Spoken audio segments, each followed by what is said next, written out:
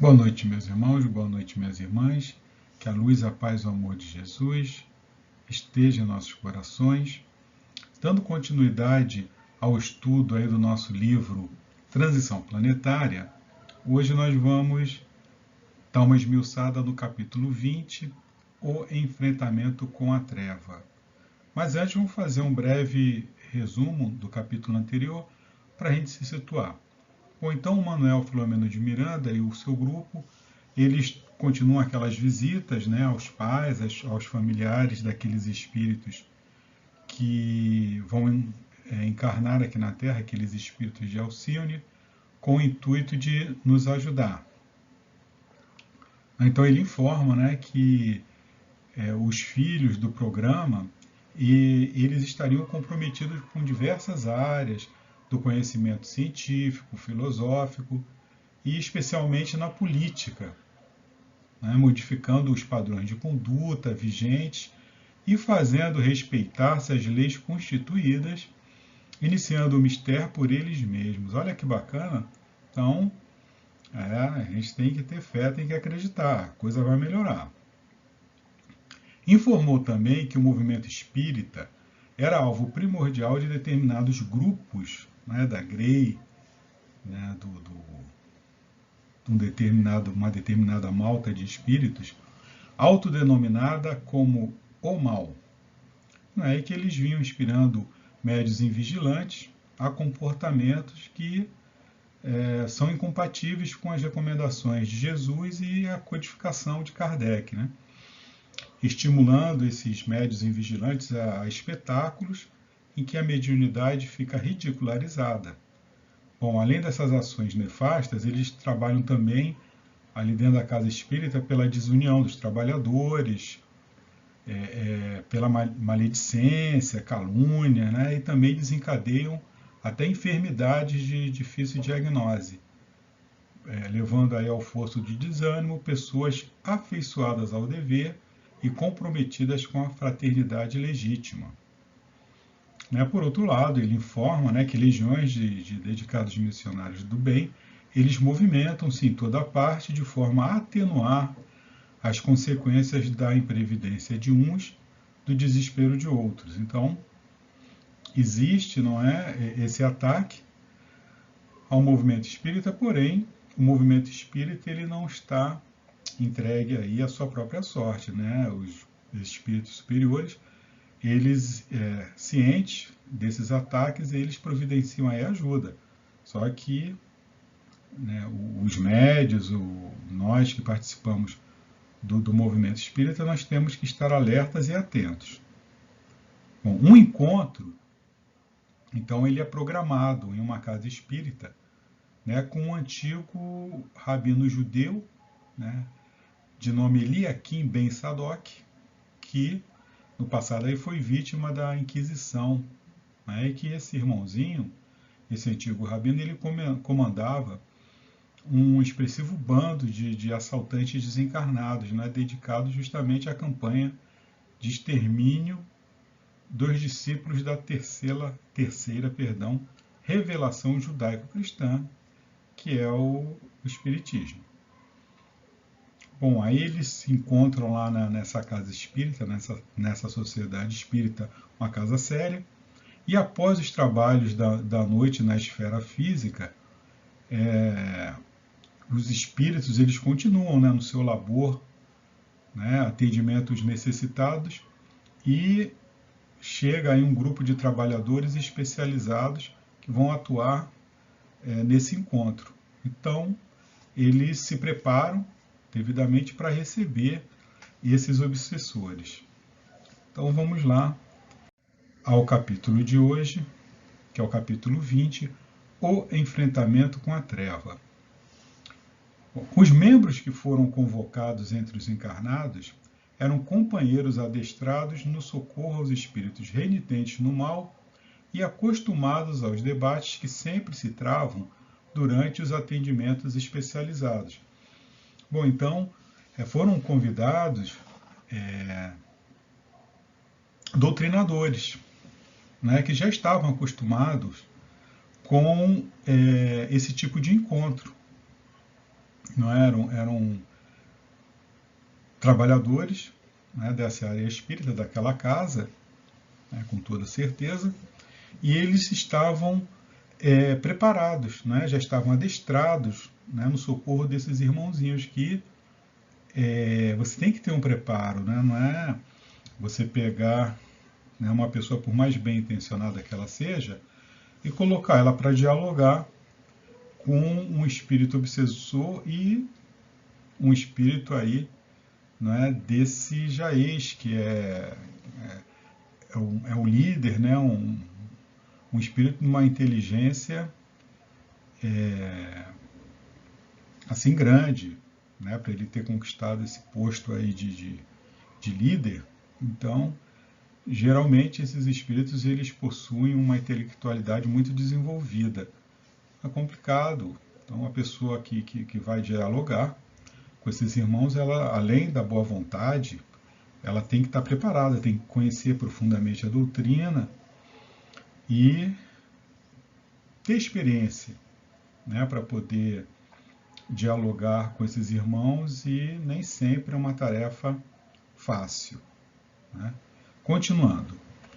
O médium Joseval, que fora responsável pela dissertação da noite, veio trazido pelo mentor amigo, apresentando significativa lucidez, acostumado, como se encontrava, com os desdobramentos parciais pelo sono fisiológico e com as realizações espirituais em nossa esfera de residência. Jovial saudou-nos a todos, demonstrando especial carinho em relação a este modesto narrador, e colocando-se inteiramente à disposição do Dr. Silvio, que deveria dirigir a atividade programada. Nesse comenos, um dos vigilantes que se encontravam à porta da entrada da instituição veio notificar-nos que o grupo de rabinos judeus acercava-se, apresentando-se de maneira pomposa, com indumentárias extravagantes, e o sumo sacerdote Eliakim Ben Sadoc, à frente, caminhava com um orgulho mal disfarçado, estampando uma carantonha de ódio e soberba, acolitado, né, ou seja, acompanhado por mais de uma centena de outros chefetes, igualmente portadores de semblantes ferozes, alguns com visíveis deformações, deteve-se à porta principal. Cães amestrados, que pareciam anteriormente seres humanos, ora hipnotizados, assumindo formas animalescas em razão da crueldade de que se fizeram portadores durante as existências anteriores, evitavam que grande número de adeptos e de vitimados pelos administradores da triste corte gerassem grande embaraço. Então, nós estamos falando aí de um caso que a gente já viu nesse mesmo livro, né, lá no capítulo 10, quando o grupo do Manuel Filomeno estava no socorro àquelas vítimas do tsunami, foram atacados, né, foram defrontados por um grupo de espíritos que se aproveitavam daqueles desencarnados, e eles assumiam, né, essa forma aí de lobo, essa forma canina. Então, só para a gente recordar, né, não quer demais, né, que o termo é licantropia, do grego licantropia, composto por licos, que é lobo, e tropos, forma, então forma de lobo, né? O que significa, de acordo com o livro Estudando a Mediunidade de Martins Peralva, é o fenômeno pelo qual espíritos pervertidos no crime atuam sobre antigos comparsas, encarnados ou desencarnados, fazendo-os assumir atitudes idênticas à de certos animais, demonstrando assim sua degradação, tanto moral quanto espiritual. Esse processo de transformação também se dá através de uma metamorfose perispirítica, processada através de uma indução hipnótica em que o desencarnado, inferiorizado em suas culpas, ganha forma animalesca. Pois bem, voltando. Chegando à área fronteiriça à porta de entrada, tomaram ridícula posição de combate nos antigos moldes medievais, empunhando estranhos instrumentos de guerra em gritaria selvagem que repercutia em todo o ambiente, pareciam aguardar a voz de comando. Venerando a entidade feminina, cercou-se do fanfarrão desencarnado e desarmou-o com a simplicidade das suas vestes, a irradiação de compaixão e ternura, convidando-o a adentrar-se no recinto, onde era guardado com respeito e afetividade, sendo permitida também a entrada de alguns membros do seu séquito, que, confessamos, era estranho e sombrio. Carregando volumoso número de pergaminhos amarelecidos e gastos, entregou-os a um dos auxiliares, seguindo-o após a anfitriã gentil. 10 outros sacerdotes das antigas seitas que se derivaram do judaísmo na Europa igualmente tiveram acesso à sala que os aguardava, enquanto ficavam furibundos e agitados os demais membros da estranha caravana de honra e a malta de desesperados servidores e subalternos. Nesse comenos, o diretor espiritual dos trabalhos exorou a Jesus: Senhor Jesus, augusto mestre, embora as sombras da ignorância predominem em nosso mundo interior, permite que a sublime claridade do teu inefável amor nos inunde de esclarecimento, libertando-nos da perversidade que persiste dominadora. Não somos outros espíritos senão aqueles réprobos que te negamos mais de uma vez, embora situados nas fileiras do teu evangelho, assumindo compromissos perniciosos que nos envergonham até este momento. Bom, esses irmãos, né, que ora laboram aí na seara espírita, aquele grupo ele informa que eram antigos membros da Igreja Católica, eram muitos ali ex-inquisidores. Né? Então, é por isso que ele faz essa referência, né? Situados na fileira do teu Evangelho, né? Embora eles estivessem ali envergando, não é, aquela religiosidade, aquela cristandade, enfim, erraram feio. Né? E conforme eles falaram, nos envergonham até este momento as atitudes que eles tomaram lá no passado. Hoje, novamente convocados pela tua misericórdia ao serviço iluminativo, sentimos a fragilidade em que nos demoramos e por isso deixamos-nos conduzir pelas tuas santas mãos, cobrindo as pegadas luminíferas que ficaram pelos caminhos, sinalizando a tua passagem pela terra. Ajuda-nos, portanto, a ajudar, socorrendo aqueles que foram nossas vítimas, quando defraudamos a tua mensagem, infelicitados pelos interesses sórdidos da nossa mesquinhez. Então, esses irmãozinhos, eles foram inquisidores e eles têm um compromisso, não é, com esses irmãos aí transviados. São espíritos revoltados e que procuram a desforra, e esses irmãos eles se sentem responsáveis perante as divinas leis, e o são, não é? Pelo sofrimento desses nossos irmãos, e aí pedem à misericórdia divina a possibilidade de ajudar, promovendo assim, não é, uma reconciliação para com os inimigos. E nós fomos lá no Evangelho segundo o Espiritismo justamente para dar uma lida nessa reconciliação aí com os adversários. Está lá no capítulo 10, Bem-aventurados os que são misericordiosos, que diz o seguinte: reconciliai-vos o mais depressa possível com o vosso adversário, enquanto estáis com ele a caminho, para que ele não vos entregue ao juiz, o juiz não vos entregue ao ministro da Justiça, e não sejais metido em prisão.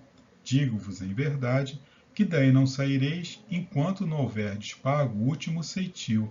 Essa passagem está em Mateus, capítulo 5, versículos 25 e 26. Então, esses irmãos, eles tinham uma dúvida, né? E eles tinham a consciência pesada, então eles tinham que pagar o que eles deviam. Eles sentiam essa necessidade profunda, né, nas suas consciências. A morte, como sabemos, não nos livra dos nossos inimigos, Os espíritos vingativos perseguem, muitas vezes, com seu ódio no além-túmulo, aqueles contra os quais guardam rancor, donde decorre a falsidade do provérbio que diz morto animal, morto veneno, quando aplicado ao homem. O espírito mau espera que o outro, a quem ele quer mal, esteja preso ao seu corpo e assim menos livre, para mais facilmente o atormentar, ferir nos seus interesses ou nas suas mais caras afeições. Quando Jesus recomenda que nos reconciliemos o mais cedo possível com o nosso adversário, não é somente objetivando apaziguar as discórdias no curso da nossa atual existência, é principalmente para que elas não se perpetuem nas existências futuras. Não saireis de lá da prisão enquanto não houveres pago até o último centavo, isto é, enquanto não houveres satisfeito completamente a justiça de Deus. Então, o problema que tinha acontecido lá na Inquisição, que se perpetuava. Né? E, enfim, a misericórdia divina permitiu que esses irmãozinhos que tinham feito tanto mal, hoje, né, naquela época ali, trabalhando no bem, eles teriam a possibilidade de saldar com seus débitos, né, com esses nossos irmãos. Continuando. Torna a nossa palavra suave e enérgica, os nossos sentimentos elevados e meigos, a nossa mente lúcida e compreensiva, a fim de que não venhamos a dificultar a concretização dos teus planos para com os infelizes, que somos quase todos nós. Raiando a nova madrugada, propicia-nos a incomum felicidade de ampliar os horizontes ainda em sombras para a luz da verdade de que te fazes portador. O irmão que iremos receber, ao lado de outros que tombaram nos fossos profundos do ódio, guarda as lembranças do que lhe fizemos ontem, quando conspurcamos o teu nome com as nossas paixões. Apiada-te de todos nós, os teus servos humilíssimos, e sê conosco a partir deste momento, através dos teus mensageiros sublimes, a fim de que consigamos melhor contribuir na tua seara fecunda. Que assim seja. Ao silenciar, apresentava a emoção que a todos nos tomara. Uma indescritível onda de paz dominava-nos a todos, que nos encontrávamos unidos em suave harmonia de enternecimento.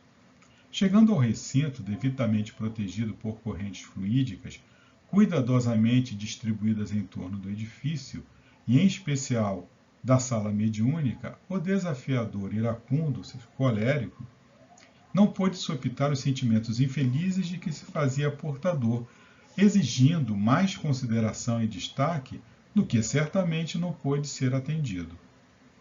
Seja bem-vindo à casa de Jesus, saudou propositalmente Dr. Silvio, demonstrando respeito e amizade.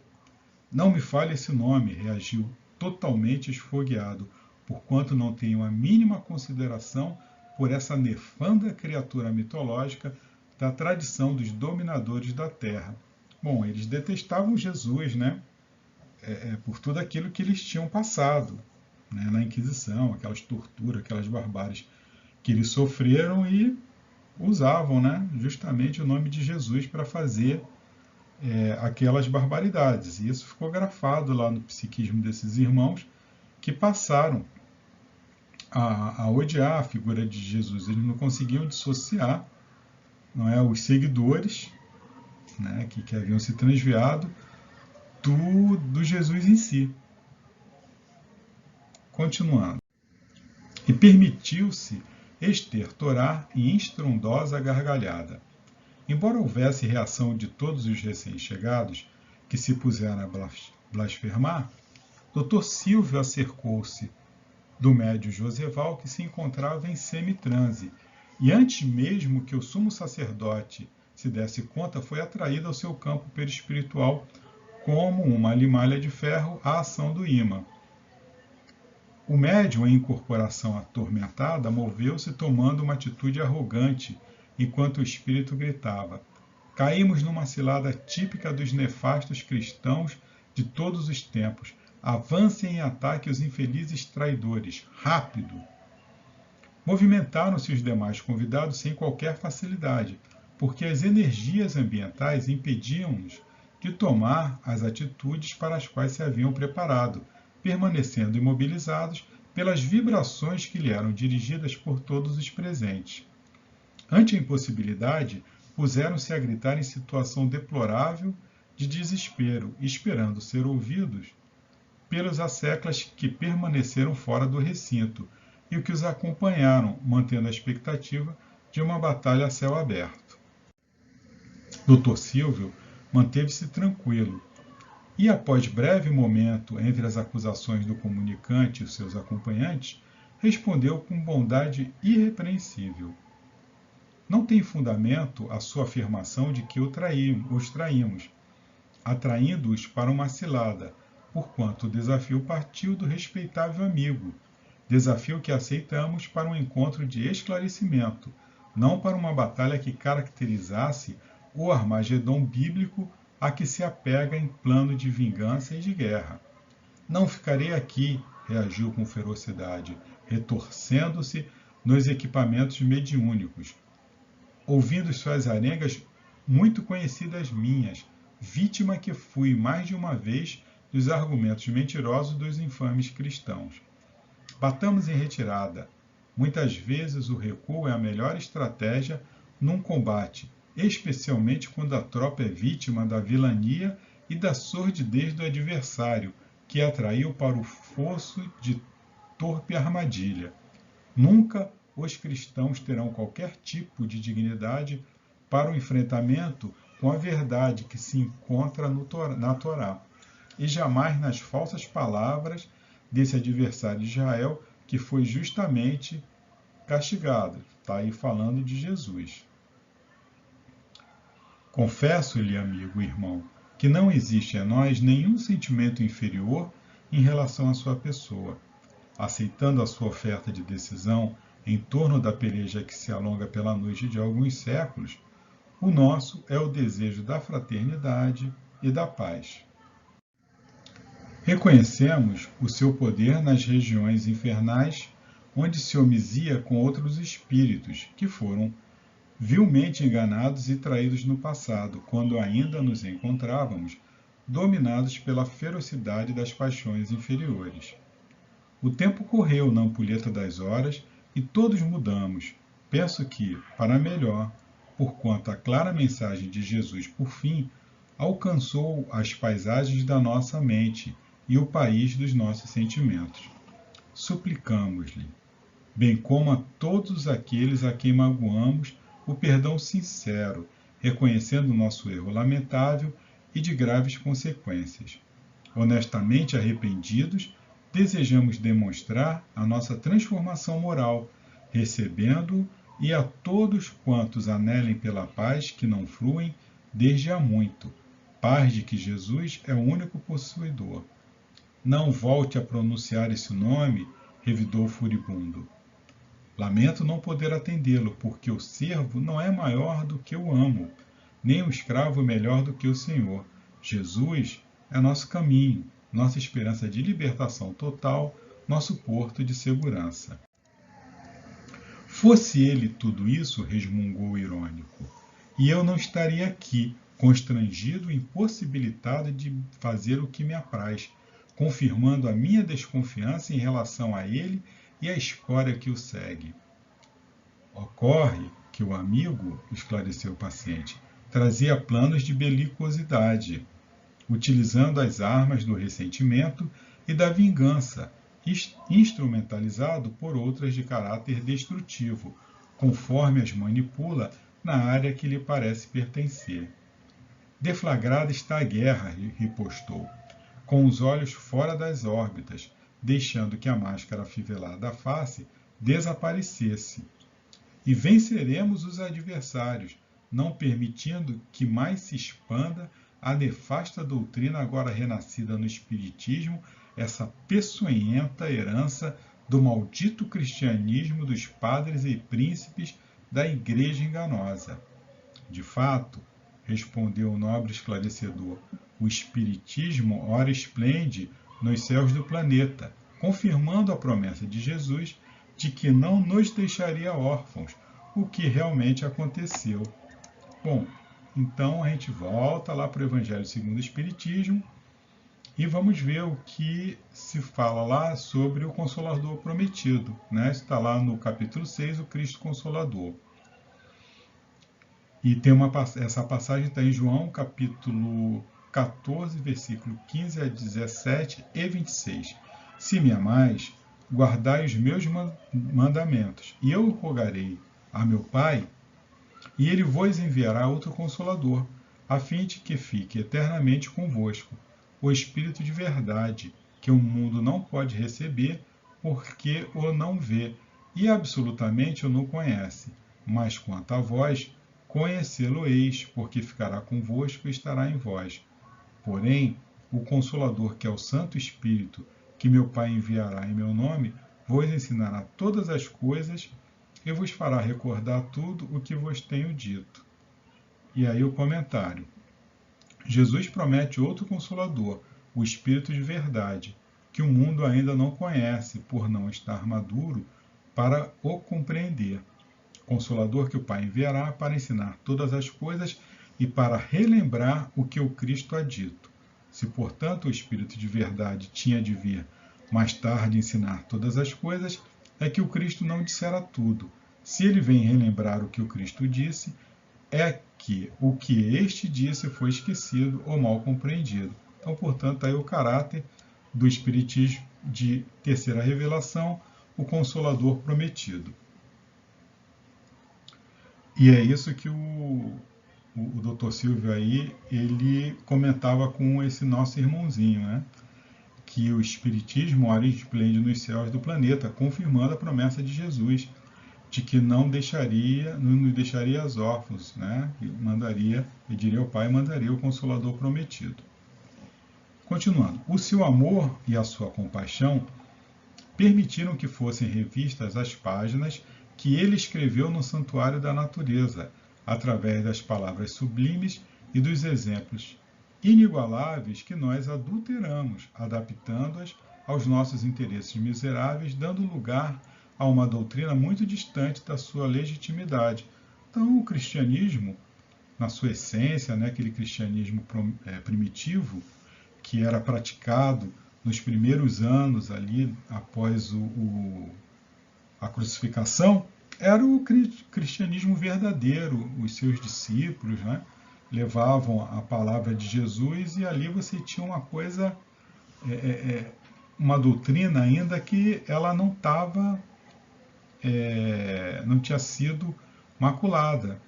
Né? O que acontece? Quando o cristianismo ele vira a religião oficial de Roma, você tem aí uma fusão, né, dos costumes, né, daqueles cultos pagãos lá de Roma, que eram uma miscelânea. Ao longo do tempo da construção do Império, eles foram assimilando, não é, várias religiões, vários ritos. E quando você chega com uma religião nova, né, existe o que? Uma mescla, né, dos costumes ali com o cristianismo. Então, na realidade, você começa a descaracterizar, né, aquele cristianismo simples, primitivo, né, pregado por um espírito humilde. Né? Como que você vai oferecer ao romano, né, um povo muito orgulhoso, uma religião dessa sem incensos, sem ritos, sem dogmas, sem aquela parafernália toda? Então era muito, muito complicado para eles aceitarem isso. Então, ao longo do tempo, houveram aí várias modificações e por isso a necessidade, né, do Consolador prometido, por isso a necessidade dos espíritos superiores eles se comunicarem com os homens e aí passar, não é, para esses irmãos aí a sua mensagem, e essa mensagem não pode mudar, né? Ela não tem como mudar, né? A humanidade hoje em dia já está mais preparada, não é, para aceitar uma doutrina como essa, né, de você aceitar mais as coisas espirituais, você deixar de dar tanta atenção à matéria. Né? Para a época ali, era uma coisa muito complicada você convencer aqueles irmãos de que, enfim, aquelas verdades que falava Jesus eram o que eles precisavam, não precisavam se preocupar com o dia de amanhã, enfim, para ter fé, perseverarem no bem. Eles queriam uma coisa imediata, eles estavam acostumados com isso, com ter todas as suas necessidades imediatamente. Então, as coisas vão ocorrendo, vão acontecendo da maneira que tem que ocorrer, né? A cada época, aí você tem que dar aquilo que aquela população ela realmente consiga assimilar. Então, hoje, estamos aí no limiar realmente da transição planetária. O cristianismo, Rede Viva, ele tem todas as chances aí de realmente causar essa transformação, e vai causar, porque isso aí está no planejamento divino. Né? Continuando. Como, porém, nunca é tarde para se recomeçar, refazer caminhos e corrigir enganos, estamos empenhados no compromisso da reabilitação. Palavras e palavras que não alteram os atos ignóbeis do passado, nem alteram os nossos planos de desforço, explodiu caviloso, ou seja, ardiloso. Erguendo o médium em atitude ameaçadora, interrogou com hostilidade irrefreável: veja a paisagem da terra infeliz. Onde estão a mansidão e a cordura, a compaixão e a misericórdia tão decantadas? Não vê por acaso o que ocorre no mundo rico de poderes ilusórios e de degradação? Em que lugar se ocultam os discípulos do crucificado, portador de muitas culpas, que os engabelou com as suas palavras e promessas vãs?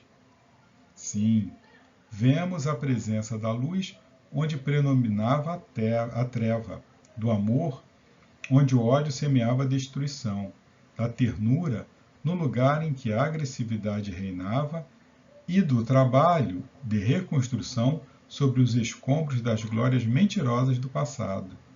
Anunciam-se novos tempos, quando o sofrimento cederá lugar à alegria de viver e quando os sentimentos entorpecidos oferecerão campo à floração dos elevados ideais da dignificação humana. Essa lamentável situação será questão de pouco tempo para ser resolvida, porquanto o momento chega em que a Terra e os seus habitantes serão constrangidos a alcançar patamares superiores da evolução. Quando os filhos de Alcíone se instalarão, expulsando os terrícolas, indagou o dominado por refinado sarcasmo. Não exatamente conforme assinalado. Estamos recebendo visitantes de outra dimensão, que se propõem a ajudar-nos nas transformações que já se vêm operando no planeta, porque a lei que vige no universo é a da harmonia, da solidariedade, dos princípios morais estabelecidos pelo Pai Criador.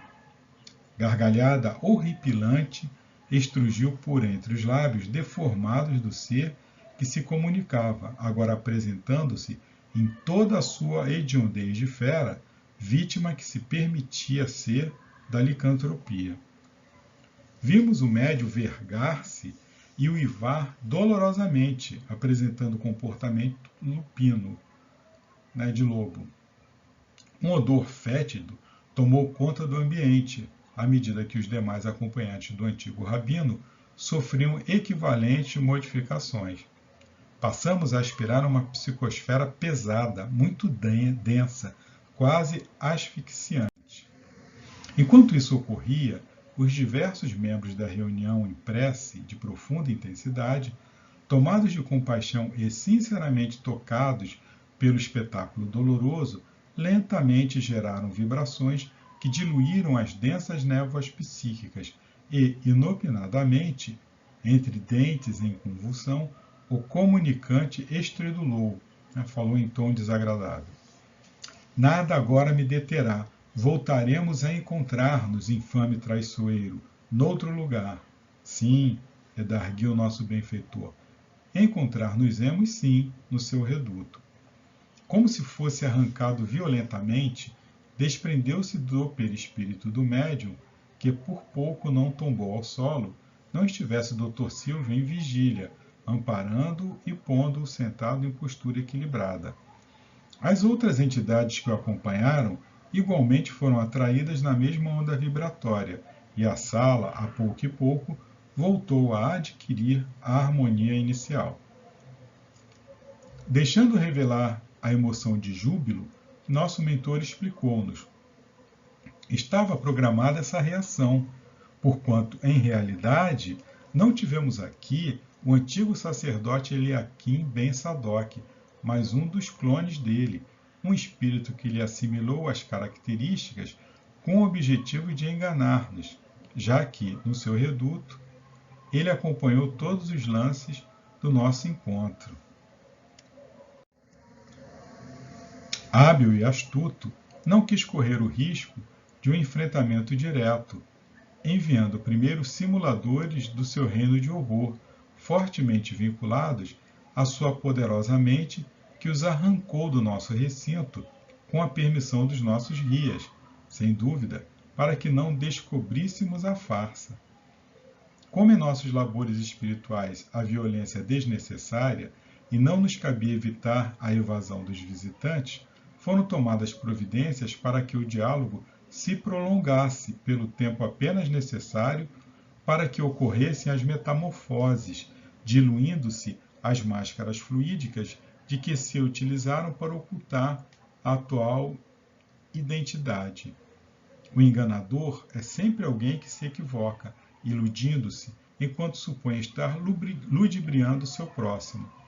Consideramos exitosa a tarefa sobre as bênçãos de Jesus, que terá seu natural prosseguimento em ocasião oportuna que virá. Prossigamos em nosso abençoado labor. Então, na realidade, a espiritualidade já sabia, não é, que aquele sacerdote judeu lá, o Eliakim Ben Sadoc, ele iria usar desse ardil. Eles estavam só deixando, né? É importante a gente entender esse mecanismo, né, da espiritualidade amiga, que nunca quer o confronto, não quer briga, não quer aprisionar. O convencimento desses espíritos endurecidos no mal, ele tem que se dar pelo amor. Então tem aquele primeiro contato, né, para que eles se ambientem. Ali, muitas vezes, são quebradas determinadas cadeias, não é, de magnéticas. Então, de repente, ali a espiritualidade estava trabalhando exatamente nisso, para que o irmãozinho ali ele gastasse um pouco das suas energias também, e para que quando realmente fosse ocorrer o verdadeiro encontro, ele tivesse mais desarmado. Então, o amor, ele é envolvente, né? Esses irmãozinhos que estão aí no erro, que estão movidos pelo ódio, pelo rancor, na realidade, eles anseiam pela felicidade, pela paz. Não é? Então, é algo que vai dentro deles, né, que eles não conseguem exteriorizar, mas que eles sentem uma necessidade profunda. Né? Esses espíritos, eles não têm paz há muito, muito tempo. Não é? Então, eles anseiam justamente por isso, pela paz, né, pelo amor, embora eles não admitam, né, e se veem aí movidos pelo ódio, pela desforra.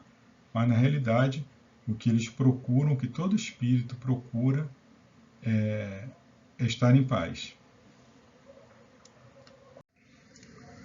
Refazendo a concentração de todos, vimos a irmã Arlinda, venerando a trabalhadora com mais de meio século de dedicação à causa do bem, entrar em transe e passar a eliminar energia em forma de ectoplasma, pelos orifícios naturais da face, formando um espírito nobre que, banhado de azulínea luz, condensou-se no recinto saturado de vibrações perfumadas e elevadas.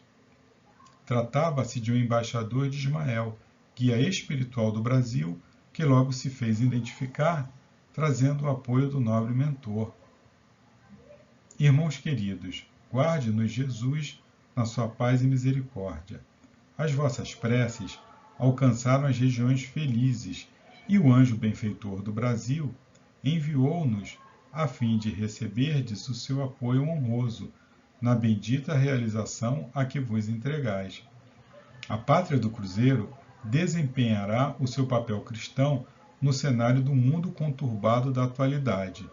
Missionários do amor e da libertação de consciências encontram-se renascidos entre vós, com a tarefa de devolver ao mundo a mensagem gloriosa do suave e doce Rabi Galileu, que sofreu as previstas modificações ao longo dos séculos.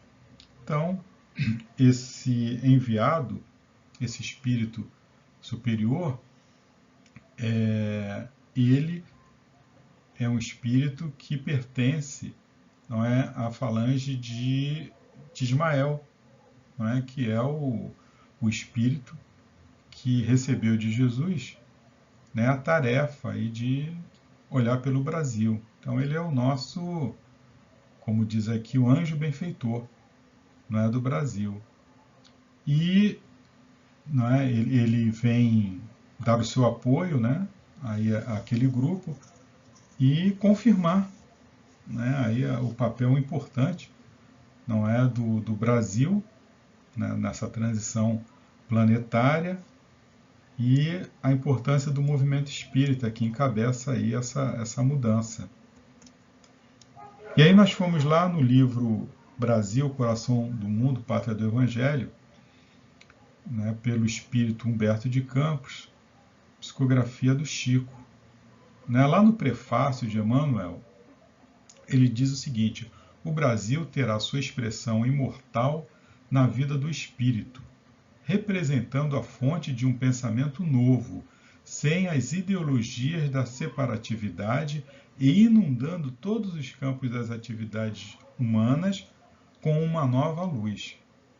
E o espírito Humberto de Campos, ele, nos esclarecimentos, ele fala o seguinte: Jesus transplantou da Palestina para a região do Cruzeiro a árvore magnânima do seu evangelho, a fim de que os seus rebentos delicados florescessem de novo, frutificando em obras de amor para todas as criaturas. Nessa abençoada tarefa de espiritualização, o Brasil caminha na vanguarda. O material a empregar nesse serviço não vem das fontes de produção originariamente terrena, e sim do plano invisível, onde se elaboram todos os ascendentes construtores da pátria do Evangelho. Então, é comum, né, a gente olhar para o nosso panorama atual e falar assim: meu Deus, o que está acontecendo com o nosso país? Será que realmente o Brasil ele é a pátria do Evangelho? Porque a gente vê tanta coisa acontecendo, mas a gente tem que entender esse processo, né? Nós estamos no final de um ciclo e começando outro. Então, a gente tem que receber esses irmãozinhos que estão aí tendo suas últimas chances de encarnar aqui no nosso planeta, não é? E é comum essa turbulência, esse movimento, não é, de desespero da espiritualidade trevosa, né? Tá vendo aí que está chegando aí os seus últimos momentos e está aí nos estertores, né? Está se debatendo, tentando aí de alguma forma atravancar, não é, esse progresso que não adianta, ele vai acontecer, né? E o Brasil aí tendo uma participação muito importante, não é? Foi idealizado por Jesus, né, que assim o seria, e nós, né, a população do Brasil foi, não vamos dizer assim, a gente não pode usar esse termo escolhida, parece que nós estamos assim assumindo uma posição de destaque, não é por causa disso, né?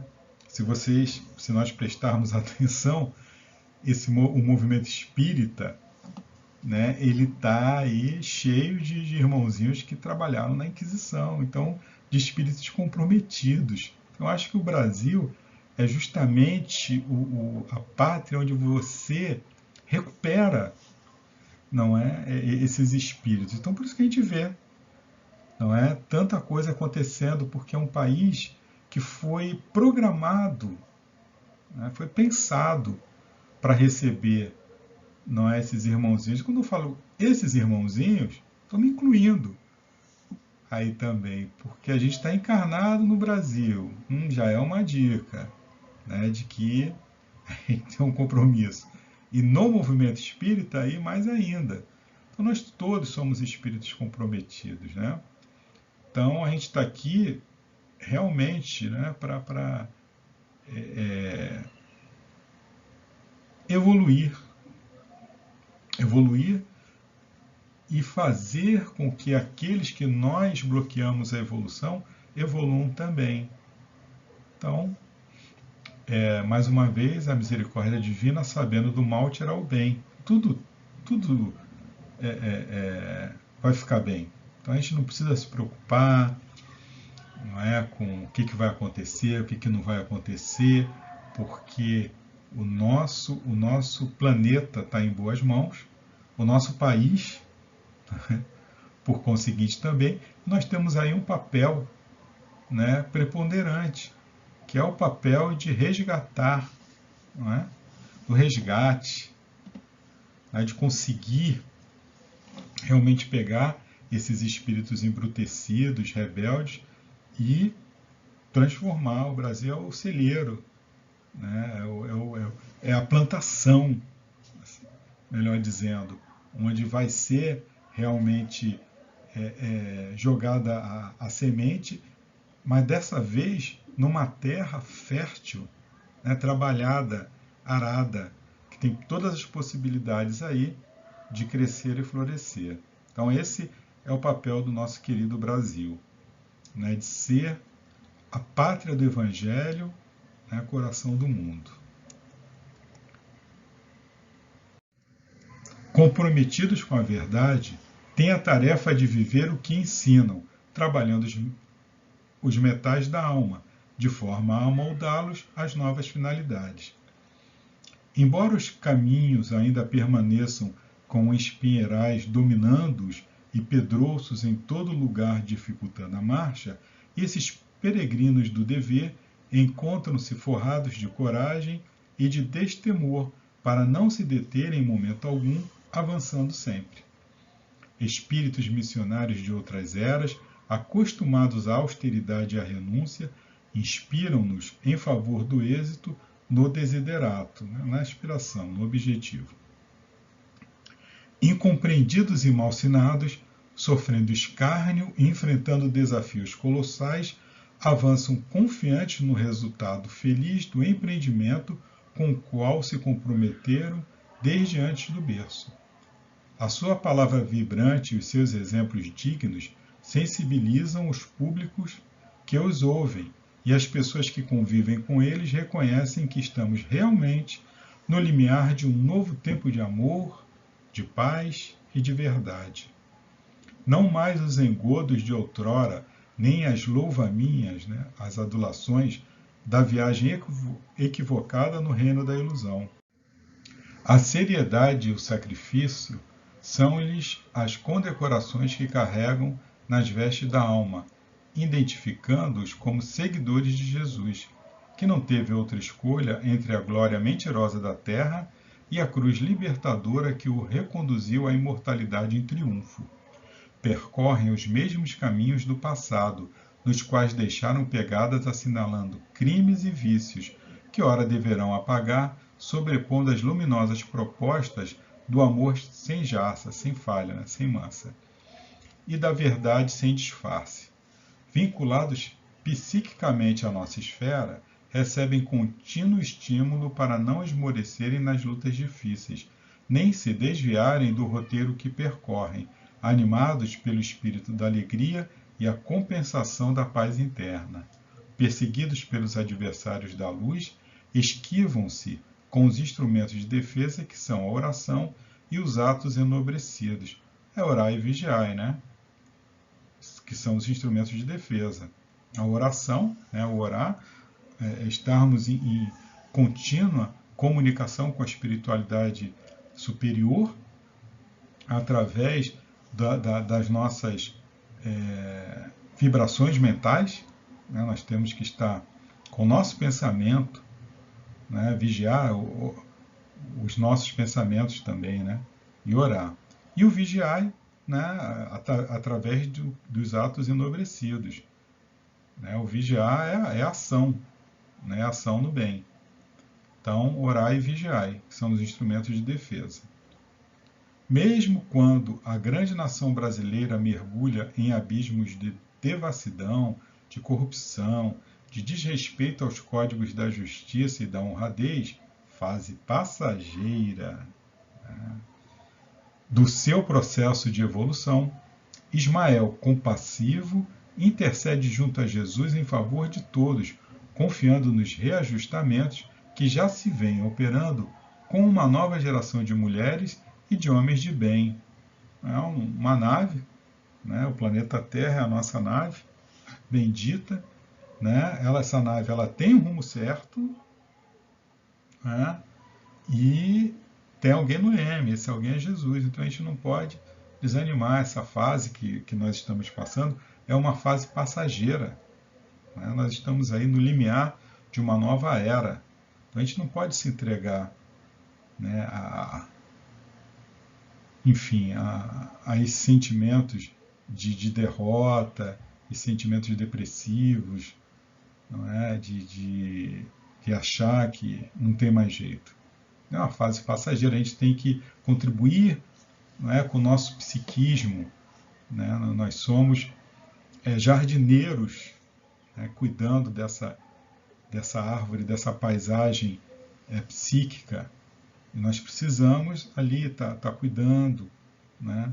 Um bom pensamento, uma boa ação. Se a gente entrar nessa onda aí de desespero, né? de melancolia, achando que está tudo acabado, que nada vai mudar, que está tudo perdido, nós vamos estar fazendo o quê? Contribuindo, né? Jogando mais lenha na fogueira para o psiquismo do nosso planetinha aí ficar cada vez mais complicado. A gente tem que fazer o contrário, né? Criar caminhos, né?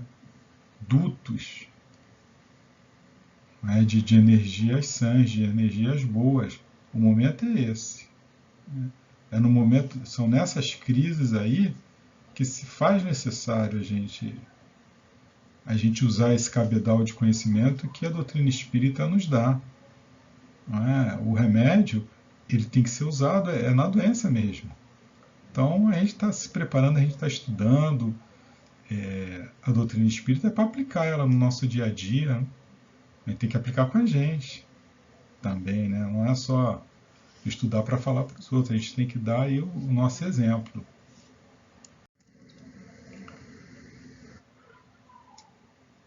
Certamente o mesmo ocorre nos diversos países da Terra. No entanto, ao Brasil, coube por determinação do Mestre incomparável a tarefa de devolver ao mundo a sua mensagem de misericórdia e de libertação total. Porfiai, pois, nos objetivos traçados sem jamais temerdes as forças do mal, que se diluem como a neblina ante o calor do sol da verdade, instituindo o período do amor como essencial para a felicidade de todos. Tendes sido objetos de ciladas e traições, de testemunhos que guardais em silêncio, nunca revidando ao mal, sempre compreendendo que sois discípulos daquele que não se defendeu das acusações indébitas que lhe foram atiradas na face, sendo-vos, portanto, modelo a seguir. Solidão, desapreço, sofrimentos íntimos, por anseios que, se não converteram em realidade, são as injunções a que fazeis jus, em decorrência do vosso comportamento em outras passadas reencarnações. Então, os missionários do bem é uma característica que você vê eles passarem por tudo isso. A gente vê aí a vida do Chico, né? Divaldo, enfim, esses irmãos que elaboram, né, na doutrina, aí, no Consolador Prometido, eles são vítimas, né, de tudo isso, de desapreço, enfim, de calúnias, de difamações, e faz parte, né? Eles são missionários do bem, mas eles estão preparados e passam, né, com louvor, né, por essas situações. Então Deus não coloca nos ombros de ninguém um peso que não possa ser suportado. Então nós também temos, não é, condições de aceitar aí o peso que nos colocam nas costas, né, que é a misericórdia divina, né, nos dá oportunidade, né, de passarmos. Então a gente tem que ter sempre fazer esse exercício, né? Não deixar resvalar para a tristeza, para a revolta. Entender que isso faz parte, né? Que nós temos uma oportunidade maravilhosa de agora, né, fazer a coisa certa, contribuir aí com Jesus, né? Continuando, mantende hoje o brilho da alegria e da bondade na face e no sentimento, gerando harmonia onde quer que vos apresenteis. Nunca experimentais abandono, nem sofrereis a ausência dos vossos guias espirituais afetuosos, que seguem convosco até a conclusão da tarefa encetada, quando retornareis à grande pátria espiritual. Que o Senhor vos abençoe e vos guarde sempre, vosso irmão e servidor, Bittencourt Sampaio. Foi o espírito, né, esse Bittencourt Sampaio, ele era, portanto, né, um colaborador lá da falange do Ismael. Enquanto enxugávamos as lágrimas espontâneas, diluiu-se a luminosa figura do espírito embaixador de Ismael, deixando aragens fluídicas de peculiar bem-estar, que a todos nos penetravam com efusão. Lentamente a médium recobrou a lucidez, consciente de que havia servido de instrumento à materialização de um mensageiro especial, agradecendo ao Senhor a bênção em sentido oração. Por nossa vez, não podíamos conter as emoções que se sucediam, em calidoscópio de lembranças afetuosas que procediam da última existência na Terra, quando tivemos ocasião de ler as obras escritas por esse venerável mentor, antigo presidente da Federação Espírita Brasileira. Então, um pouquinho, né, da história desse espírito, né, que foi Francisco Leite de Bittencourt Sampaio. Ele nasceu em Laranjeiras, em Sergipe, no dia 11 de fevereiro de 1834 e desencarnou no Rio de Janeiro a 10 de outubro de 1895. Ele foi jurisconsulto, magistrado, político, alto funcionário público, jornalista, literato, renomado poeta lírico e excelente médium espírita. Não só era reputado pelo brilho de seus artigos, mas também grandemente respeitado pela elevação sincera e firmeza com que sustentava e defendia os seus ideais. Foi o primeiro administrador da Biblioteca Nacional do Rio de Janeiro. Autor de diversas obras em prosa e verso, foi considerado por Silvio Romero e João Ribeiro o primeiro dos autores líricos brasileiros, logo depois de Gonçalves Dias. Como espírita, desenvolveu sua mediunidade de receitista no grupo Confúcio, no Rio de Janeiro. Em 1876, fundou a Sociedade de Estudos Espíritas Deus, Cristo e Caridade. Antônio Luiz Saião, convertido ao espiritismo, graças à mediunidade curadora de Bittencourt Sampaio, fundou o Grupo Ismael, Ali Bittencourt Sampaio recebeu belas e instrutivas mensagens de espíritos superiores. Depois de sua desencarnação, através do médium Frederico Júnior, Bittencourt Sampaio escreveu Jesus perante a cristandade, de Jesus para as crianças e do Calvário ao Apocalipse. No livro mediúnico Voltei, o irmão Jacó, através do médium Francisco Cândido Xavier, revela que Bittencourt Sampaio colabora nos planos superiores da espiritualidade na supervisão do espiritismo evangélico no Brasil. Chegando a hora do encerramento das atividades, Dr. Silvio comunicou ao dirigente que orou comovidamente, despedindo-se de todos nós até a próxima oportunidade.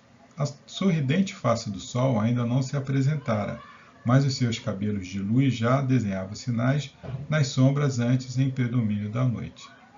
Bom, então chegamos aí ao fim, não é, desse capítulo de hoje, um capítulo belíssimo, né, nos relembrando aí o papel importantíssimo, né, do Consolador Prometido, lembrando aí a posição, né, a responsabilidade do Brasil aí nessa transformação, nessa transição planetária. Possamos aí agradecer a misericórdia divina, possamos aproveitar, né, as oportunidades que estamos recebendo, né, dos esclarecimentos, não é, que nos são dados, e possamos nos movimentar aí, trabalharmos na divulgação dessa doutrina libertadora. Bom, vamos agora agradecer a misericórdia divina, a possibilidade que nos deu de estarmos aqui aprendendo. Vamos nos preparar para a próxima fase, a próxima etapa, né, de socorro aos nossos amiguinhos necessitados. E agradecendo ao Pai Infinito da Misericórdia e pedindo a Deus que nos ilumine, que nos inspire a todos. Que a luz, a paz, o amor de Jesus permaneça em nossos corações, agora e sempre. Graças a Deus, graças a Jesus.